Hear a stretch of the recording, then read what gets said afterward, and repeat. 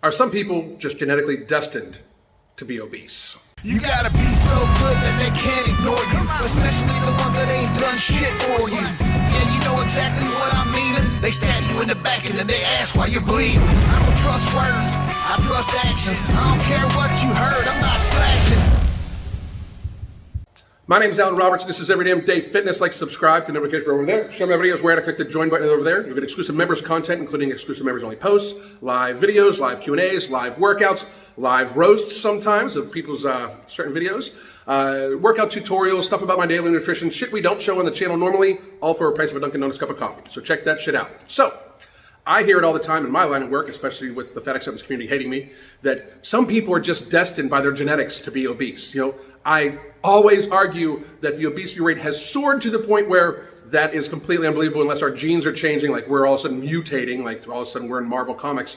But a new study has come out in the American Medical Association of Cardiologists, and it came out on January 8th, and it says, a new study suggests that genetics is not destiny when it comes to your odds of becoming obese. For years, research into obesity genes has led many Americans to believe that their DNA makes becoming overweight and obese inevitable. But the new study shows that daily lifestyle, not genes, probably plays a much bigger role. Now, just to step in with some common sense for a second, even if your genes do determine, even if it was 100% proven that your genes determined that you have a much higher likelihood of being overweight or obese than other people, would you not fight that shit tooth and nail? Because in fact, in reality, when you live in the real fucking world, being morbidly obese is unhealthy for you. It is unhealthy in almost every fucking way possible. It is absolutely not healthy for you. Even if it just comes to the gravity that you are pulling on your body, as I've discussed many, many, many times, it is unhealthy for you. So even if you were genetically predisposed, would you not fight that shit tooth and nail? That's like saying you're genetically predisposed to having certain types of cancer, but still not looking out for any, like still doing things that would increase the risk of the fucking cancer. That's just moronic. If you would be genetically predisposed to being obese, would you not want to fight off being morbidly obese or super morbidly obese by watching what you put in your fucking mouth?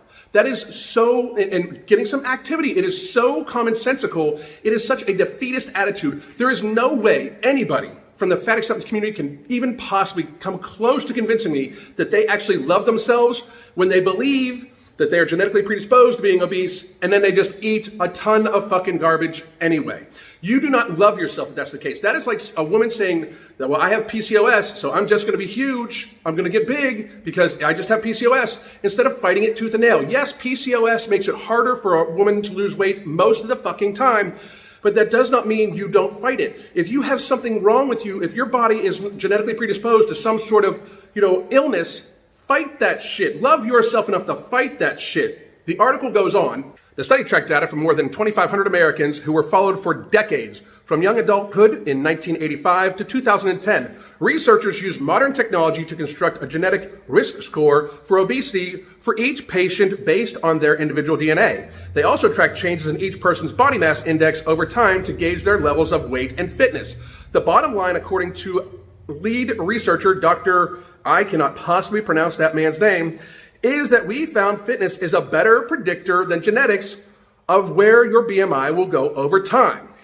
And for those of you that just started going crazy because it mentioned BMI, BMI for an individual is not necessarily a great indicator of health. I actually personally like to go on BMI, also waist to height ratio and waist to hip ratio, to determine if a person is healthy. If a person is as wide as they are tall, they are not healthy. Just a fucking news flash for you. If a person has a huge belly that hangs over their hips, they are not healthy, period. They are absolutely not. They are carrying too much weight for their frame at the very least.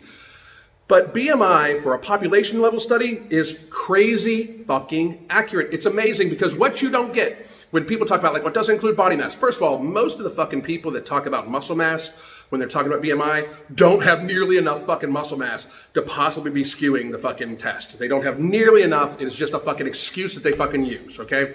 But those people are included in the statistics. They're absolutely, I mean, even the outliers on both sides are included in the statistics. That actually makes it more scary for you if you're just the average person and not carrying a huge amount of muscle mass on your frame or other indicators, whether you have like larger bone structure and things like that. So if you're just an average person, go look yourself in the mirror and understand that your BMI does directly correlate to your health. It absolutely does. Stop fucking kidding yourself. Stop fucking lying to yourself. Remember, 2020 is the year we stop lying to ourselves. So accept the fact that your BMI, for the most part, is a true indicator of what you are, when it comes to health. It just absolutely is. And if for some reason you think you may be one of the outliers, one of the people that is carrying an extra amount of muscle mass for their frame, check your waist to height ratio and check your waist to hip ratio, and that way you can determine if you are or are not. But if you are of a BMI of 40 and your waist is coming close to the same inches as your height, you're unfucking healthy. Just fucking accept that shit. Let's get there. Let's fucking get there, because this study has now come out, and it shows that you are not predetermined to be that way. Even if you do have genetic markers that make it so you're slightly predetermined to be obese, lifestyle and fitness are much better indicators of what you can accomplish. You are not predetermined or predestined to be obese. You can fight that shit. I don't know about you, but if I was told I had some sort of genetic disorder that would cause me to lead a shorter life if I didn't do A, B, C, D, E, F, and G, I'd do the whole motherfucking alphabet to make sure that I lived as long a life as possible, because I love myself and I love my life. And you should love yourself the fucking same. You absolutely should. Quote, genetics has some influence, but other factors are strong, said Murthy, who is an associate professor of internal medicine and radiology at the University of Michigan in Ann Arbor. So your BMI, a measure of weight divided by height, in youth appears to be the best predicator for your long-term obesity risk. So real quickly, for those of you that have children that you feed a steady diet of McDonald's, Chick-fil-A, and Mountain Dew, understand that you are taking the choice away from them. You are making the choice of them not being obese or overweight as they get older, farther and farther and farther out of their reach, because their BMI as a youth is a much better predictor of whether they're going to be obese or overweight in the future. So if you are knowingly feeding your child garbage, if you are knowingly treating your child like they are a disposal, and you are giving them bullshit food that is causing them to be obese, because it's on you, motherfuckers, it's on you, and you are allowing them to not have any type of activity because they're your children, and you should tell them what to do. You are actually the parent and should be in charge. If you are one of those people, you are predetermining for your child a life of illness. You are predetermining for your child possibly a shorter life. You are making it much, much harder for them to fight off being obese and morbidly obese and super obese, because you are teaching them poor lifestyle skills, poor lifestyle habits, poor fitness habits, and you are making it so they already have a predetermination by being obese when they are young. You should look yourself in the mirror and repeat what I just fucking said, and then ask yourself what the fuck you're doing. That made sense to one expert in weight management. Quote, BMI, even at a young age, represents both genetics and environment, end quote, noted Dr. Mitchell Roslin, chief of obesity surgery at Lenox Hill Hospital in New York City. Quote, many believe that genetics means destiny, end quote, he said, but, quote, no, what is inherent is a susceptibility that is influenced by your behavior, end quote. The new research supports the notion that, quote, no matter your genetic code, the best method to optimize health is eating well and exercising daily, end quote, said Roslin. Murthy's team found that when considered in combination with a person's age, sex, and history of an overweight parent, BMI in young adulthood explained 52.3% of a person's BMI 25 years later. In fact, they believe this combo of environmental factors could explain up to 80% of a person's BMI variation over time. In contrast, adding genetics into the mix explained only about 13.6% of BMI 25 years later, Murthy's group said. So with all that said, I wanted to leave you with this. If you are one of those people out there that is genetically predisposed to having obesity, to being overweight or obese, that is not your fucking destiny according to this study and common fucking sense. Because that does not mean you need to be sedentary. That does not mean you need to eat a lot of food or high calorie food or highly processed food. That does not mean any of those things. Your actions have a role, a huge role, as this study showed, a much larger role when it comes to being overweight or obese than your genetics do. Your actions do. This study, the fucking science, reality, says that you are not predetermined to be obese or morbidly obese or super obese. You are not predetermined to die young. You are not predetermined to die worrying whether they're going to have to chop your feet off from diabetes.